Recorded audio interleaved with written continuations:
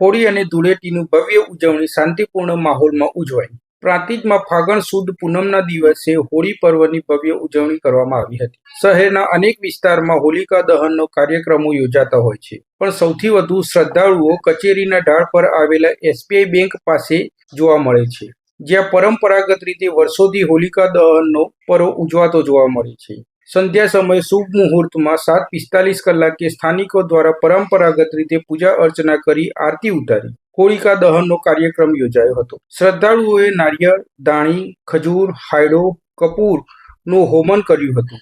મહિલાઓએ હોળી માતાની વિશેષ પૂજા અર્ચના કરતા, પ્રદક્ષિણા ફરતા, તાંબાના કળશથી પાણી અર્પણ કરતા, શ્રીફળ હાથમાં રાખી પૂજા કરતા પરિવારના સભ્યોને સ્વાસ્થ્ય અને સમૃદ્ધિ માટે પ્રાર્થના કરી હતી. આ તહેવારની ઉજવણી દરમિયાન કોઈ અનિચ્છનીય ઘટના ઘટે નહીં તે માટે પોલીસ તંત્રના કર્મચારીઓ સ્થળ પર હાજર જોવા મળતા હતા. શ્રદ્ધાળુઓ ઘરના પ્રથમ બાળકને કુમકુમ તિલક લગાવી હોલિકા દહનની પ્રદક્ષિણા ફરતા હતા, તો એક પરિવાર વૃદ્ધ મહિલાને વ્હીલચેર પર બેસાડી દર્શન કરાવતા સનાતન ધર્મના સાક્ષાત્કારના દર્શન થયા હતા. હોળીની જ્વાળાઓ જોઈ અનુમાન કરતા વડીલોએ ગત વર્ષ કરતા પણ આ વર્ષે વરસાદ સારો થવાની અનુમાન કર્યું છે.